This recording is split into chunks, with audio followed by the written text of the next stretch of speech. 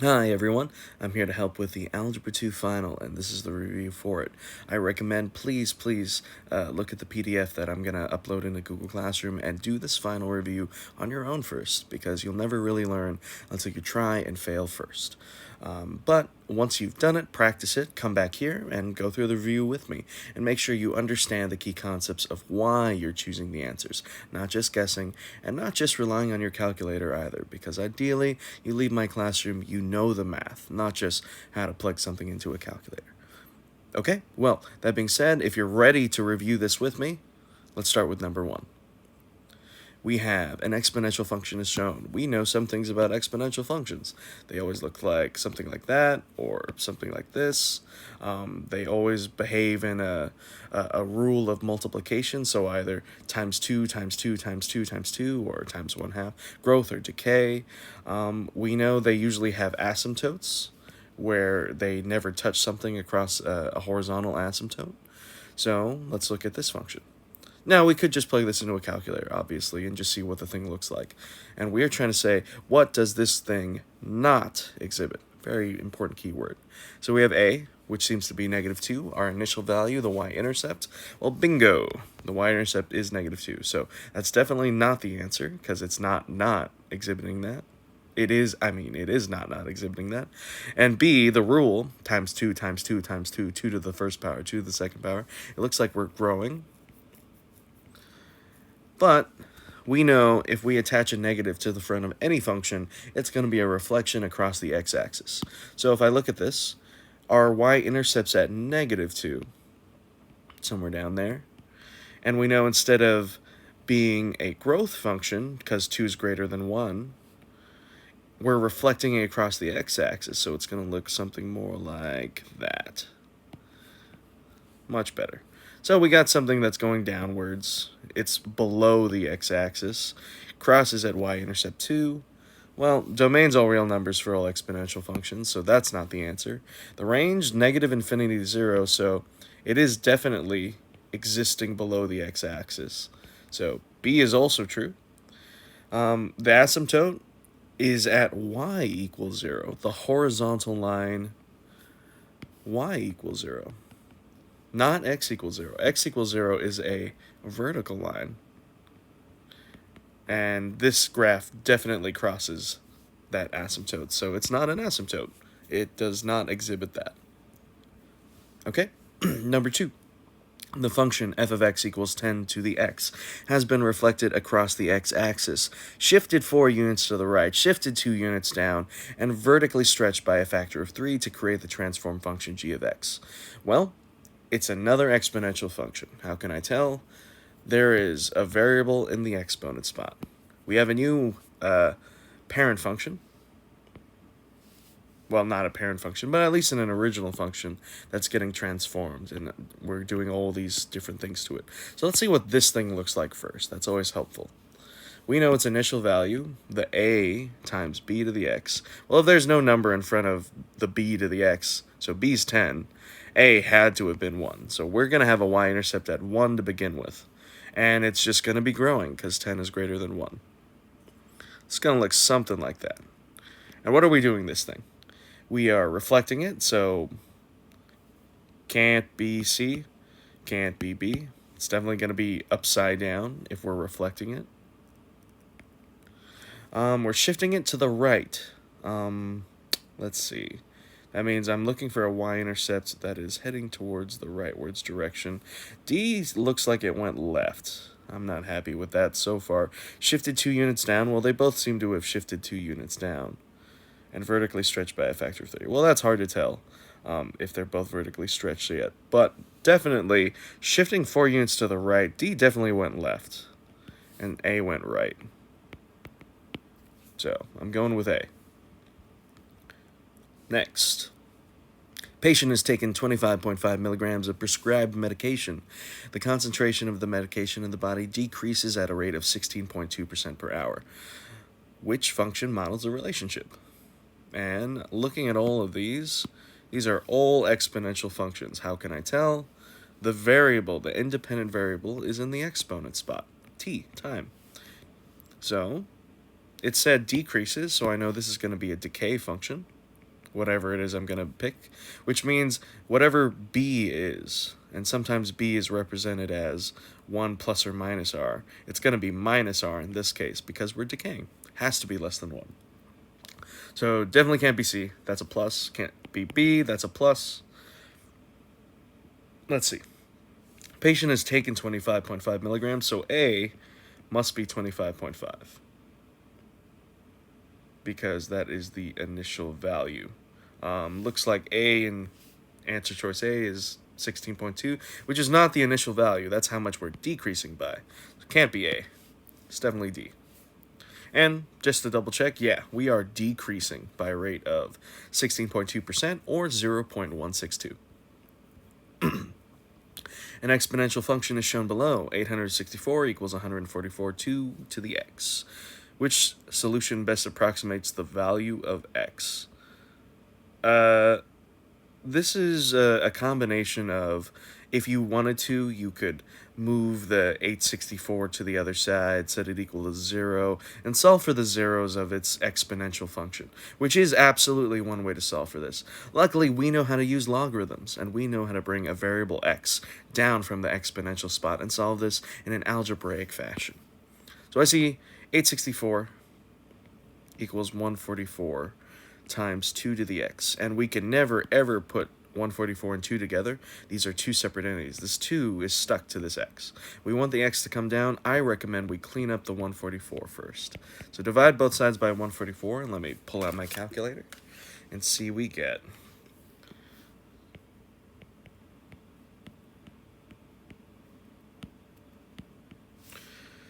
Let's see. 864 divided by 144 is 6. 6 equals 2 to the x. Well, I need to make this 2 disappear, and I have a rule that allows me to bring exponents down in front of things if there is a logarithm. Currently, there is no logarithm, so let's make one. To both sides, I'm going to log both sides. But we need to choose our log carefully, because I could choose any base of this log. I recommend 2.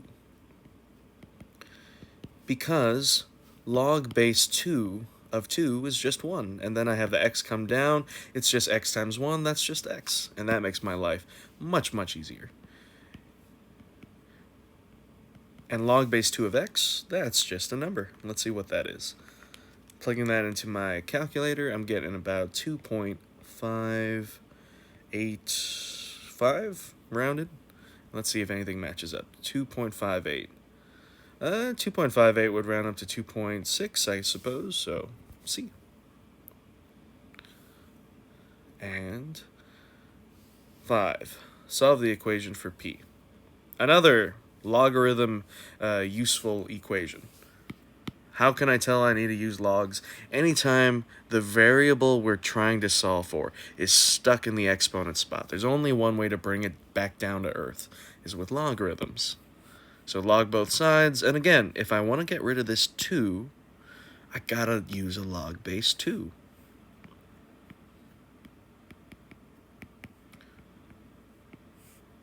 No matter how weird log base 2 of 1/8 is, that is just a number, and maybe it'll come out to something clean. So log base 2 of 2 is 1. Bring down the 2p plus 5. We have 2p plus 5 equals, let's see, log base 2 of 1/8. If I'm right about this, I hope it's -3. Or I've lost my mind. Yep, -3. That means 2 to the -3rd power is 1/8. Pretty nifty. Solve for P. Subtract 5, we get -8 equals 2p. Divide both sides by 2, and we get P equals -4. Okay.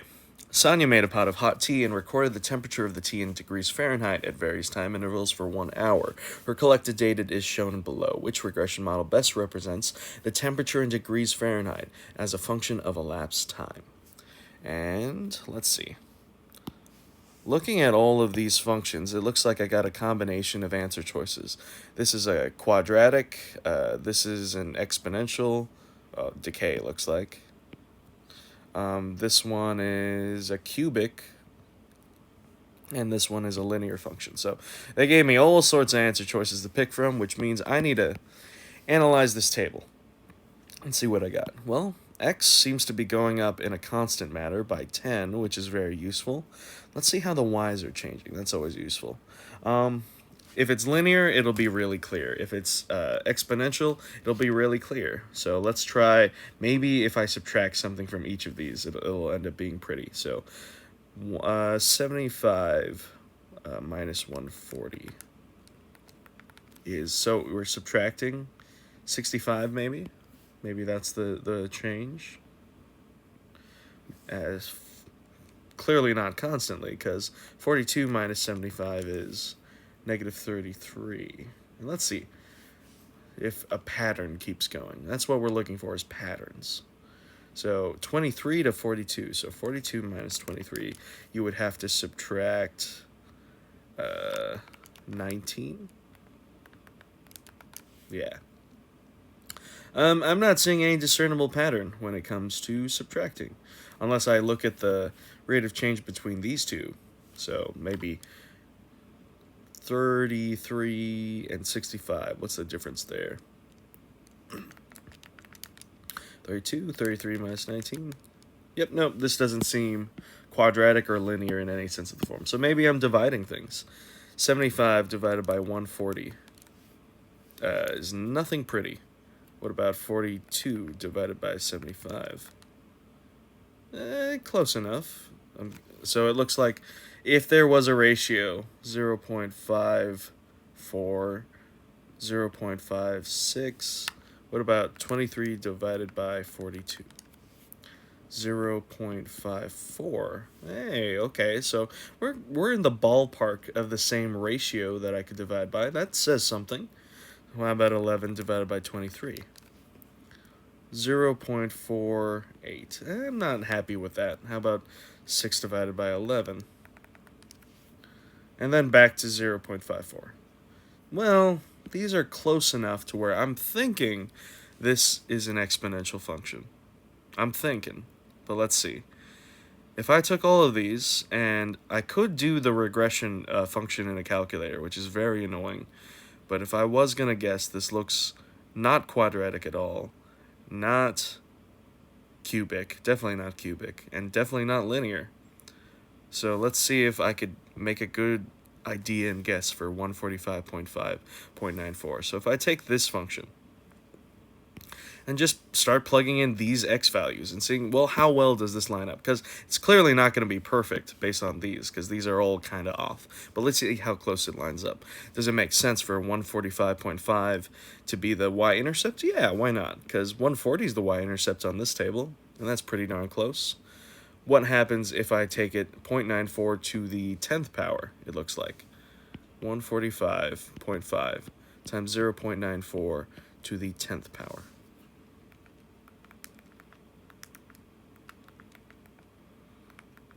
And I'm getting 78, which is pretty darn close to 75. Maybe one more try just to see if this works. And we get 145 times 0.94 raised to the 20th power.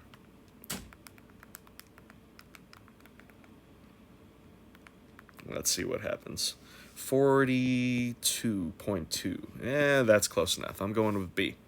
But this is the thought process. There is a calculator method of doing regression. You would check linear regression, quadratic regression, exponential regression by making tables in the spreadsheet.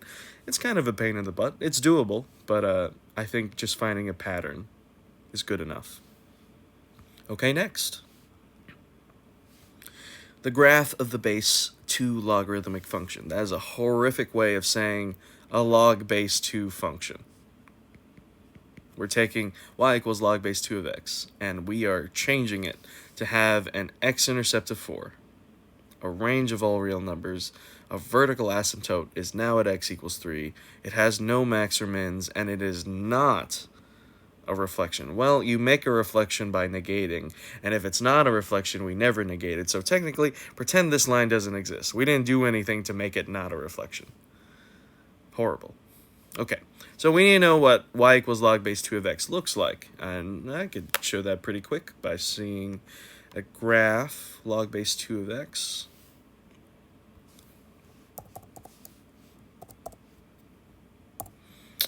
That looks pretty good.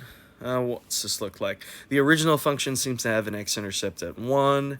It looks to have a vertical asymptote along the y-axis, which is at x equals 0. And it looks like they want me to shift everything.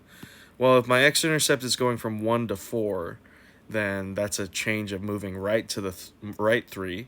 And if my asymptote is going from x equals 0 to x equals 3, it's definitely moving right 3. So I'm going from at 1, and we're shifting it to the right. 1, 2, 3. 1, 2, 3. Perfect. And we have a new asymptote at x equals 3. Okay, so we look for it. Can't be C, can't be B, because definitely not a reflection, but A and D look pretty good. I am having issues with how tiny this graph is. I don't think the logarithmic function looks that small. And one way we could check is, well, just plug in a point. If the y-intercept is there, then the next intercept should be 1 up, because the original function, the next intercept, should be 1 up. Yeah, good enough for me. The answer is A. And next, graph of the logarithmic function is shown. Hey, look, we even had a nice pretty logarithmic function that we could have based our ideas off of without a calculator. But that's neither here or there. Which graph represents the inverse? Okay, we need to understand what inverse means then. In all cases, anytime we're looking at a picture, a set of coordinates, or even just functions, the second you see the word inverse, you take the x, you take the y, and you flip-flop them. So anytime you see a coordinate xy, it's now going to be yx. So, example. This coordinate right here, if I wanted to find its inverse, it's currently at 2, 1. Well, its inverse is going to be at 1, 2. And where are we at here? 4, 2 is now going to be at 2, 4. And then, let's see, the y-intercept seems to be at 1 on the x-axis, so the y-intercept's going to be at 1 on the y-axis. And I think we got ourselves a picture, which looks something like...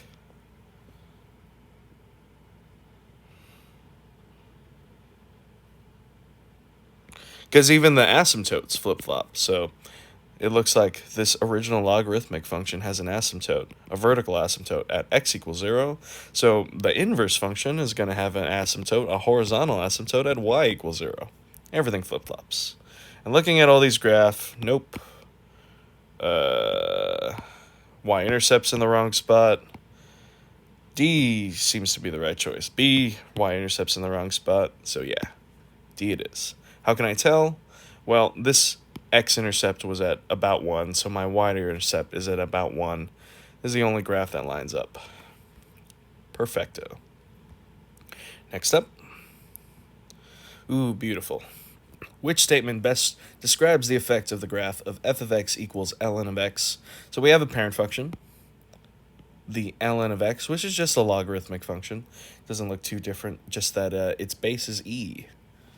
ln of x. So, practically the same. When it's replaced by, well, what have we done to f of x? We took f of x and we multiplied a negative 5 out front. We added a 4 on the inside, and we subtracted a 7 on the outside. And all the same transformation rules apply. Negative out front, reflection.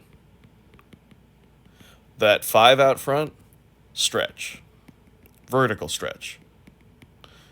The plus 4 on the inside, if the inside lies, we went left 4. And the minus 7 on the outside doesn't lie, so we went down 7. And let's see what we got. Graph is vertically stretched by a factor of 5. Agreed. But it doesn't have a reflection. There was definitely a reflection, so not A. Let's see. Reflect over the y-axis. Not true. We want this to reflect from top to bottom, so it's reflecting across the x-axis. So we're left between C and D. Reflects over x-axis. X-axis. Good. Vertically stretched by a factor of 5. Agreed. Horizontal translated to the left or to the right? Well, clearly we went left 4 because the inside of the parentheses tells me if I'm going left or right. And 7 units is how much we went down. So the answer is C. Magnitude M of the earthquake is measured using the Richter scale. The scale uses a base 10 logarithmic function that compares the intensity of the earthquake I to the intensity of a standard earthquake S.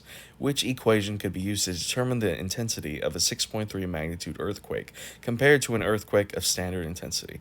Very cool that this is an actual formula that we use for measuring earthquake magnitude. But all we need to do is read the question carefully, highlight and underline we need to, so that we know which parts fit where. Magnitude, capital M. So capital M is magnitude of an earthquake. And it looks like I is the intensity of the earthquake, and S is the intensity of a standard earthquake. So regardless of whether we know what those things mean, now we just need to plug in what we know. Which equation could be used to determine the intensity? So we don't know the intensity. So we do not know I. And if I look at all the answer choices, we're trying to tell the reader what I is. Of a 6.3 magnitude. There's the keyword, magnitude. Magnitude, capital M. We know where to plug in 6.3. It is M. So 6.3 equals log base 10, because it's not written, of I, intensity, over S, the standard intensity. And they want us to write this in a way to where I is all by itself on the left side of the equation. We could pull that off. All we need to see is this is a log of two things being divided, and we have a rule that says a log of anything divided. Let's use A and B, just to be generic. Log of A divided by B will turn into subtraction. Division becomes subtraction. Log of A minus log of B. Always top minus bottom. So we're going to get 6.3 equals log base 10 of I minus log base 10 of S. And if we want I to be on one side by itself, an easy way to do that, just add log base S to both sides. Or log base 10 of S to both sides. And now we have rearranged log base I equals 6.3 plus log base 10 of S.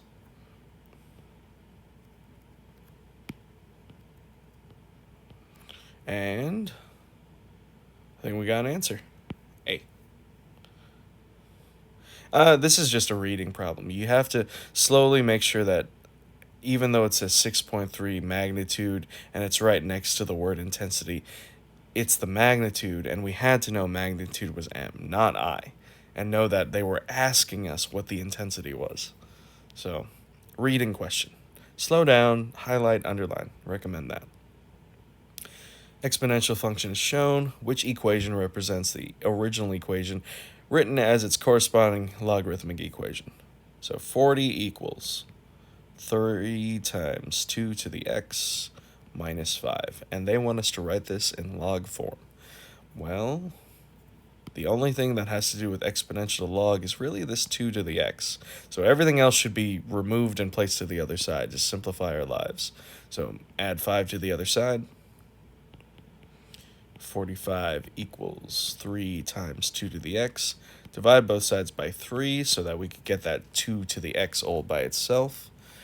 And I'm a little tired, so I'm going to actually plug into the calculator what 45 divided by 3 is before I get it wrong. And we get 15 equals 2 to the x. Now, if I was going to turn this into logarithmic form, I will happily log both sides to get log base 2 of 2 to appear. So now log base 2 of 2 is 1, x comes down. Log base 2 of 15, well, they didn't ask us to solve it. They just want it in log form. And it looks like this lines up very nicely with one of these answer choices. log base 2 of 15 is x is the same thing as saying 15 equals 2 to the x. A natural logarithmic equation is shown below, which solution best approximates the value of x. ln of 2x plus 4 over 5 equals 3. This is the exact opposite of what we just did, in that to get rid of logs, because ln is just a log, it's the natural log, or log base e.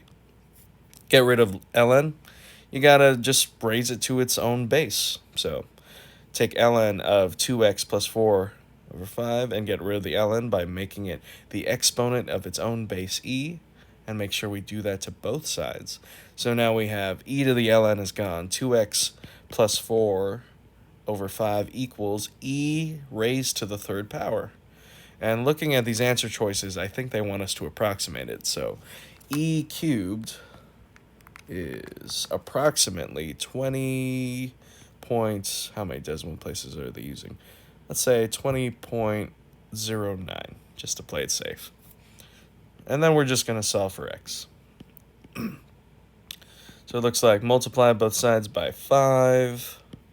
We get 2x plus 4 equals, that number times 5 is about 100.427. So let's say 43. Subtract 4, divide by 2. So I'll move this over and show you guys the steps. Subtract 4 and divide by 2. So that number that we got, minus 4, is 96.43. Divide by 2, and we get about 48.21, or A.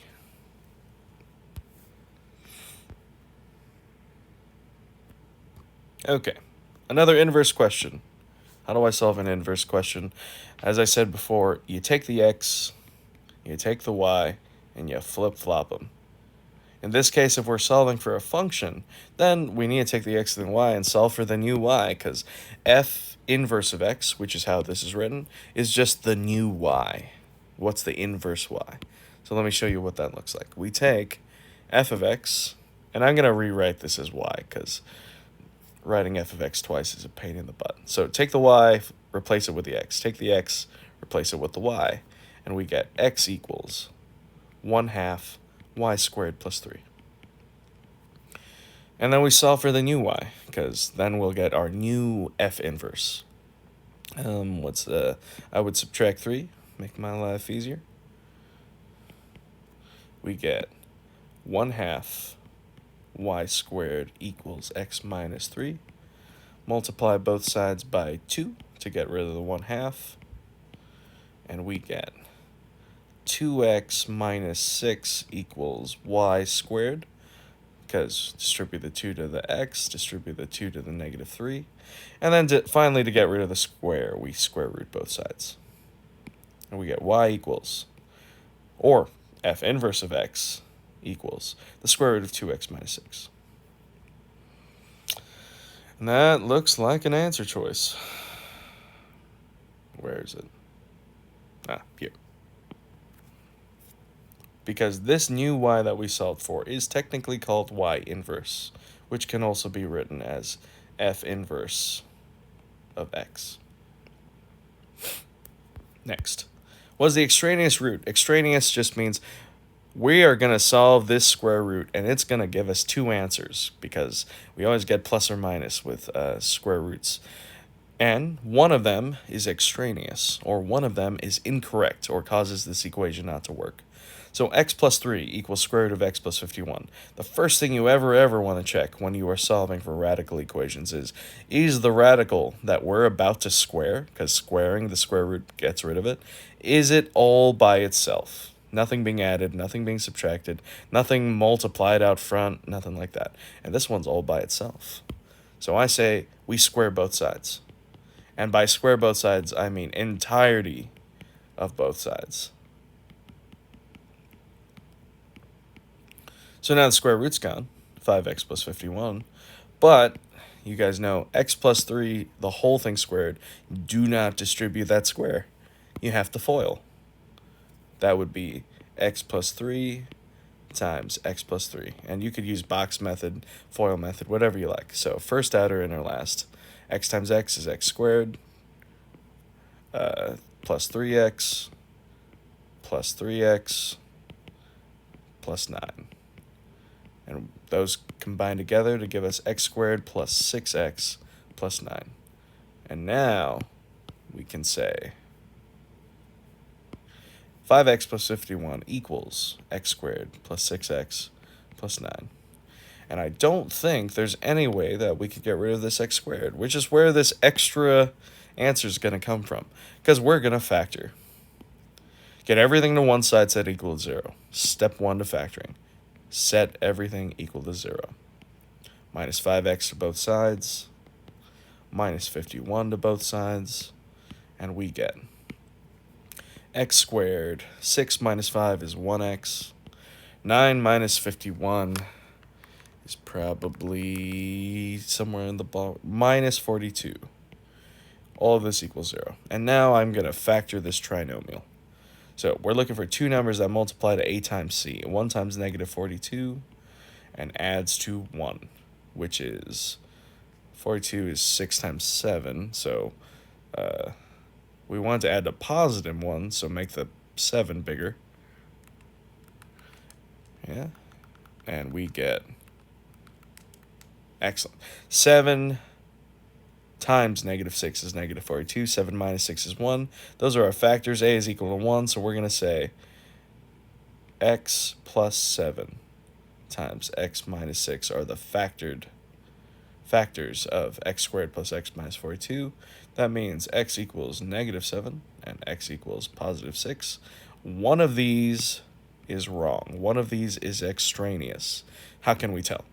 We take these two solutions and we plug them right back into the original equation. And there's only one thing that we cannot let happen. We cannot let a negative ever appear as a final thing in the square root. We are not going to take the square root of a negative number, because that is not a real answer. And we are not going to let the square root equal a negative. And normally that's okay. Normally we could say plus or minus for square roots, but when we're graphing, because this is a root, that means it's on a graph, it hits the x-axis. When you graph square root functions, like square root of x, you only get the positive half of it, by definition. We do this so that it remains a function and passes the vertical line test. So no matter what, we are never going to get the negative side of a square root function. Or unless it's reflected, but in this case it's not. So if I plug in x equals negative 7, and because it's negative, that's the one that's making me nervous. So negative 7 plus 3 would give us negative 4. And right off the bat, we have a square root equaling a negative number. That's not okay. So I know it's negative 7 for that reason. How about on this side? If I take 5 times negative 7, it's going to be negative 35 plus 51. Well, that didn't break. We're allowed to say 51 minus 35 is 16 and say the square root of 16. But we are not allowed to say the square root of 16 is negative 4. Because when we graphed it by convention, we do not take the negative answer. 6 is a-okay, because if I do 6 on both sides, let's see, 5 times 6 is 30. 30 plus 51 is 81. Square root of 81 is 9. And 9 definitely equals 6 plus 3 is 9. We can have 9 equals 9. That's a-okay. So which one's the extraneous one? Which one breaks? Well, because we have a square root of a number equals negative, not okay. 14. The extraneous root is negative 7. Okay. F of x equals square root of x. So we got a parent function, square root of x. And we have a new function where it looks like we attached a, let me get this out of the way. We attached a negative to the front, so it's a reflection, and we are subtracting a 3 on the outside of the square root. So this is going down 3. So reflect and down 3. Describe the changes that occurred. There is a change in the range, but no change in the domain. Well, we have to understand what a square root function looks like. So what means, if that's the parent function, what happens if I add a negative out front? And then I make it go down 3. Well, the domain doesn't change. It's still starting at 0 and going to the right. The range definitely changed, because now it's way down at -3, and it's going in the downward direction forever. It's not going up forever. So the range has gone from -3, is going to -3 down to -infinity.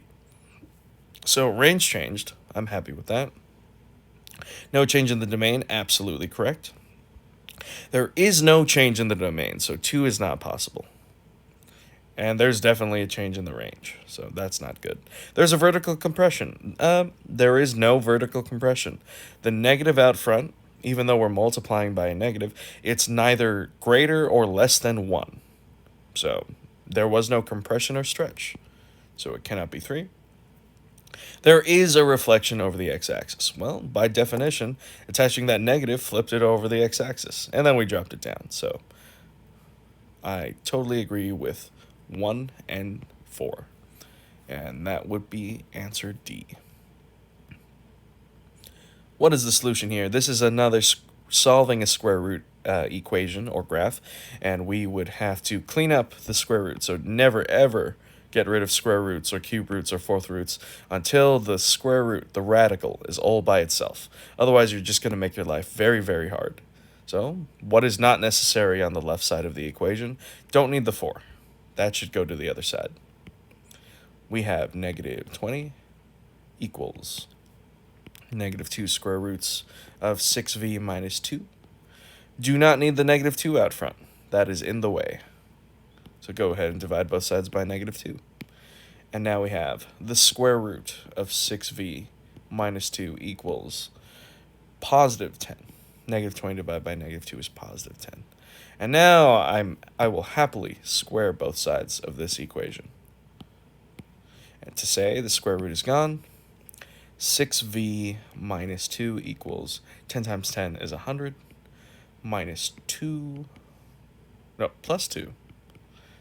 So we get 102 equals 6v, divide both sides by 6, and we get v equals, hopefully a pretty number.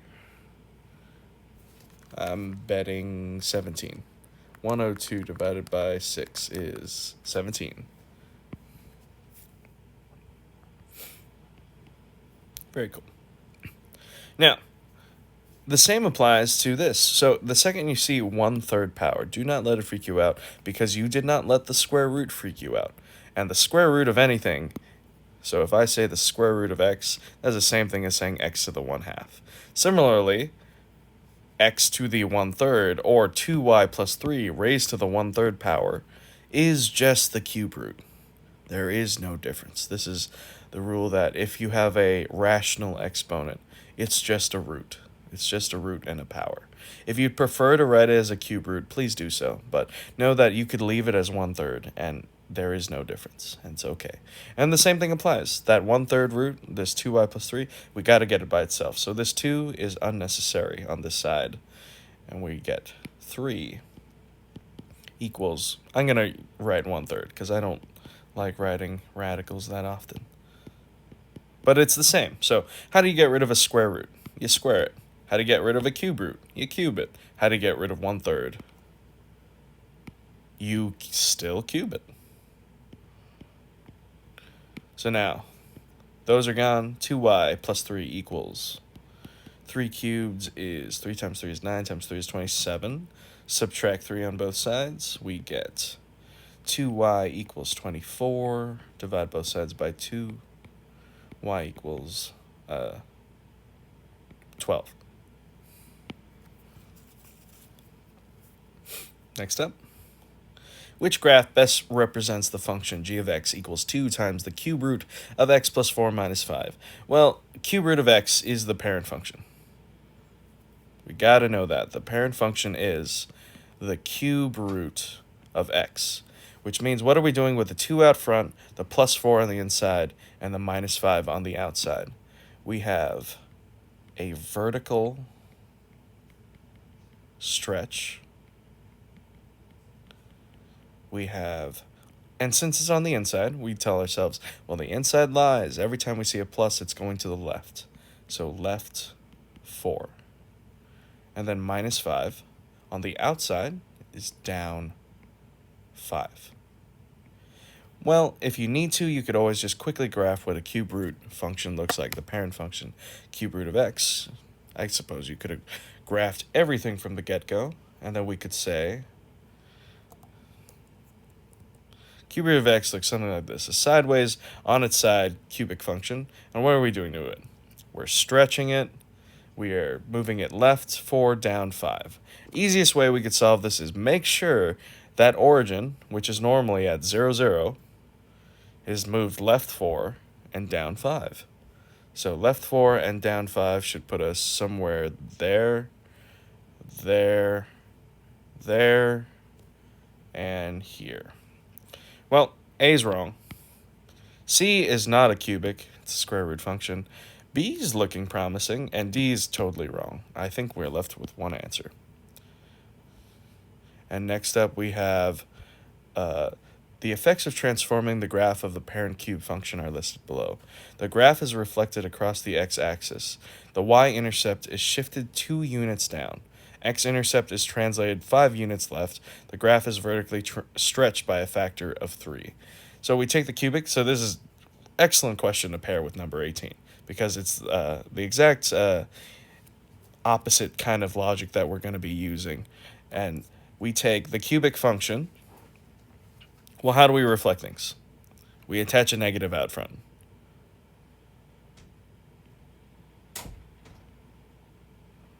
Of a cubic. How do we stretch things? By a factor 3, we attach multiplying by a negative 3 out front. Okay, so that's a couple things down. We've done reflection, we've done stretch.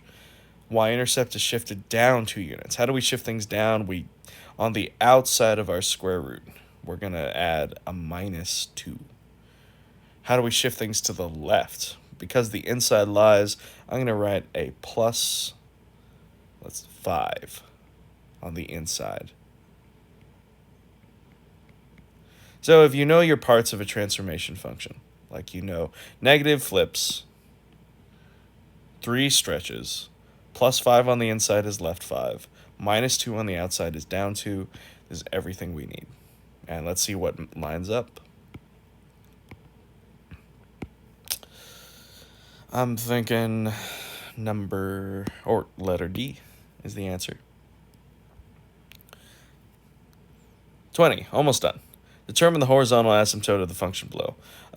Personally, it gets valuable to understand horizontal asymptotes and knowing, because this is the idea, what's bigger on top, which exponent is bigger on top or bottom.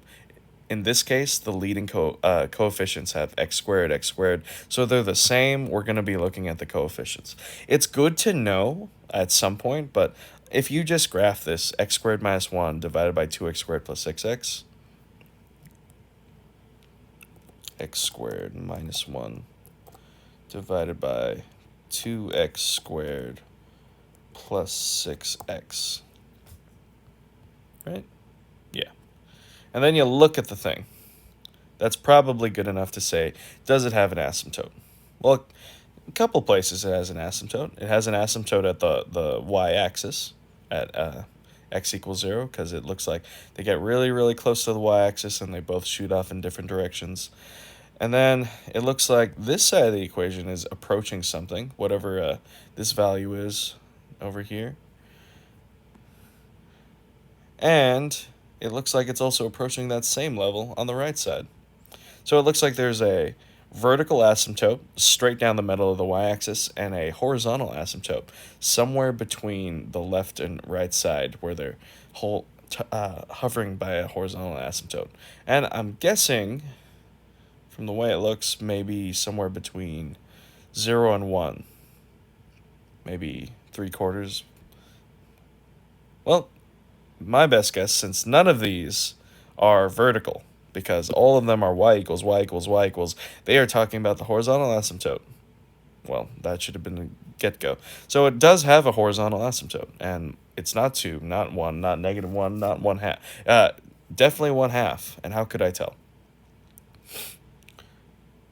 Looking at the only place where it could be horizontal, all the way across the graph, it seems to hover somewhere between 0 and 1 on the left side and on the right side. And if you graph it, what does y equals 1/2 look like? Yep, looks like it hugs it on both sides. And even though it crosses in the middle, so this cubic area, it does exist at this asymptote. The reason it's an asymptote is as it goes all the way to negative infinity and as it goes all the ways to positive infinity, it is never crossing that asymptote. It's okay for it to cross it in the middle, just as it approaches the far off reaches of left and right. So, 1/2. Rational expression is shown below. We are simplifying this rational expression, which means 10 out of 10 more than likely these two things, the polynomial on the numerator and denominator, are probably factorable. And looking at all of these answer choices, I bet somewhere in all of these there's a 9, an 8, and a 10. So let's see. R squared minus R minus 90. We're looking for two numbers that multiply to -90 but add to -1. I bet 10 and 9 are somewhere in there. Well, 10 times 9 is 90. Make 10 the negative, and -10 plus 9 is -1. So r minus 10, r plus 9. Over. Let's do the denominator. R squared, 17. So multiplies to 72, adds to 17. And I'm not even going to think about it. I bet it's 8 and 9. 8 times 9 is 72. 8 plus 9 is 17. Thank you, multiple choice answers. And we have r plus 8, r plus 9. And cancel, cancel. Looks like we're left with r minus 10, r plus 8.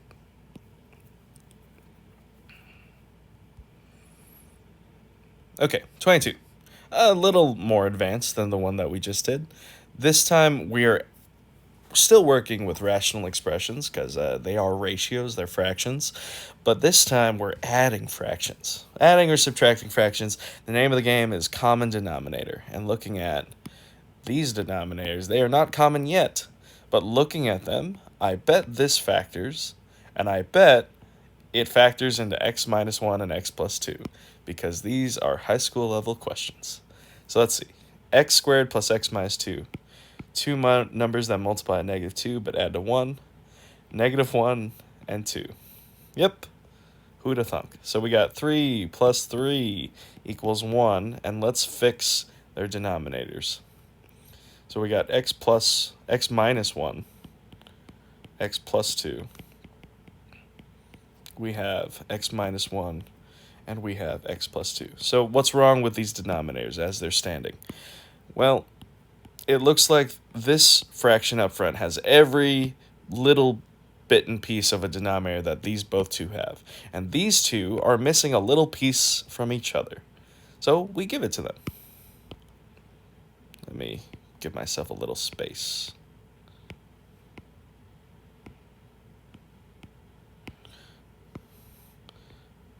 Which means, if I want x minus 1 to not just be x minus 1, I want it to be x minus 1, x plus 2.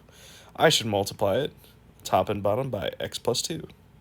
Why top and bottom, you ask? Because anything divided by itself is 1, and we are always allowed to multiply by 1. So, this one's fixed. How about this last one off to the side?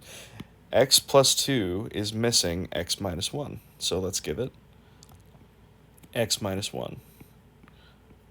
X minus 1. And now we have the denominators all the same. So you could ignore them for the most part for now, because eventually they're all just going to cancel out. Because if all the denominators are the same, like 2 plus 3 equals 5, and it's all just divided by 4, then eventually I'm just going to multiply everything by the denominator, and it's going to disappear. And we're going to do the same here. So now that I've got the denominators all the same, we could basically ignore them. So we have 3 plus 3 times 2, 3 times x is 3x plus 6 equals 1 times x minus 1 is just x minus 1. And all of these denominators are going to cancel if I multiply everything by the denominator. And now I just need to solve for x. So, like terms, 3 and 6 and 1, 3x and x. Let's see what happens. Let's clean up this side. So 9 plus 3x equals x minus 1. Let's add the 1 to the other side. So at plus 1, we get 10 plus 3x equals x. Subtract the 3x, and we get 10 equals 1 minus 3 is negative 2x. Divide both sides by negative 2. We get x equals negative 5. Very nice. And I'm going to move this up top here just to save some space. And almost there. What is it? 3 questions left. Not too bad. The amount of money spent at a gas station varies directly with the number of gallons purchased. When 11.5 gallons was purchased, the cost was $37.72, or $37.72. What would the cost be if you purchased 12.5 gallons? The name of the game is definitions here. You need to know what varies directly means. All varies directly means, this is an Algebra 1 lesson, that it crosses through the origin. No matter what the graph looks like, it varies directly if it crosses through the origin. Which says a couple things. If it crosses through the origin, it has 0 for a y-intercept. So if I'm looking at y equals mx plus b, that becomes just y equals mx. And if I know that fact, using what they just gave me, I can solve all of these. So let's say the amount of money spent at a gas station varies directly with the number of gallons purchased. I'm going to guess money is y, the dependent, because depending on how much I buy, money changes. So 11.5 gallons was purchased. So let's say that's x, that's y, and then we're saying what's the new y if I purchase 12.5? So y equals mx. I don't know what the slope is. I don't know what the rate, the exchange rate for this gas is yet. But I do know at 37.72 times some slope or rate of change, I'm going to get 11.5 gallons. Divide both sides by 11.5, and I get the rate of change is 37.72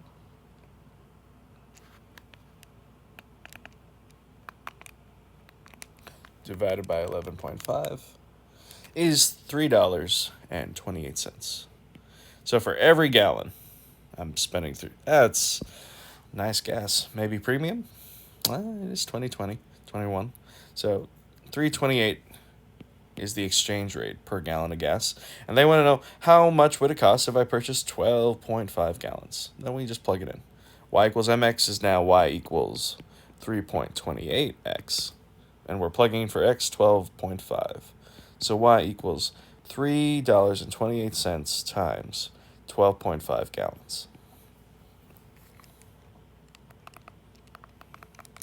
which is $41 exactly. 24. Which equation best represents the graph below? This is a transformation question. Knowing the parent function will help a lot. If you do not know what this parent function should be, a graph that looks like that, then look at your answer choices. If I simplified all these to its most simplest form of what could the easiest looking version of these functions could be, it is the inverse function, 1 over x. Because what do I do when I add 5 or subtract 3 or multiply a negative 2 on top? The parent function is 1 over x. And if I see what that looks like, it's going to look like that, but less stretched, maybe. Maybe definitely centered at the origin. Yep, centered at the origin. Looks like we're going to move it left some and down some. So let's see. How much to the left am I moving it from the origin? 1, 2, 3, 4, 5.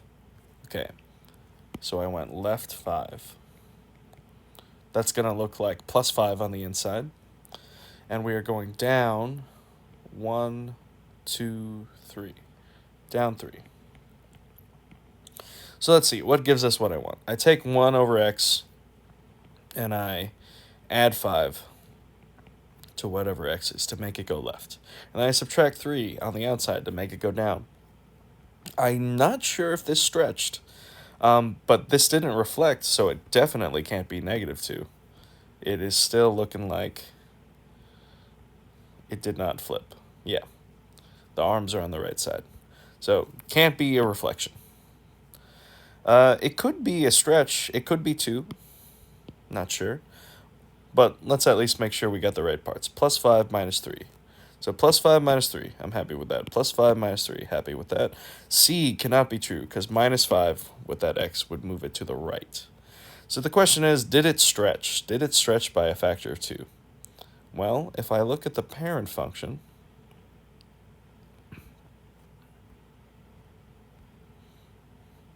and look at some nice points, it looks like it usually has 1, 1, and -1, -1.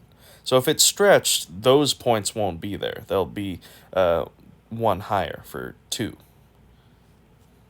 So let's see. Does it look like it's still centered at 1, 1? Nope. It looks like it got further away. It looks like it got pushed by 2. So it did, in fact, stretch. And I suppose if that was complicated, one way you could always fall back on, it's a multiple choice test. Graph all of these in Desmos or calculator, see what they all look like.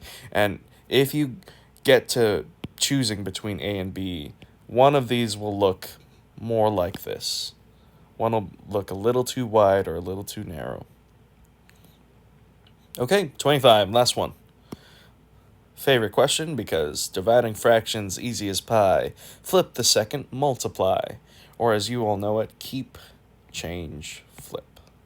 So I'm going to rewrite everything to where a plus 6 is over a minus 10, and then rewrite everything else as multiplication, just to make sure I don't miss anything.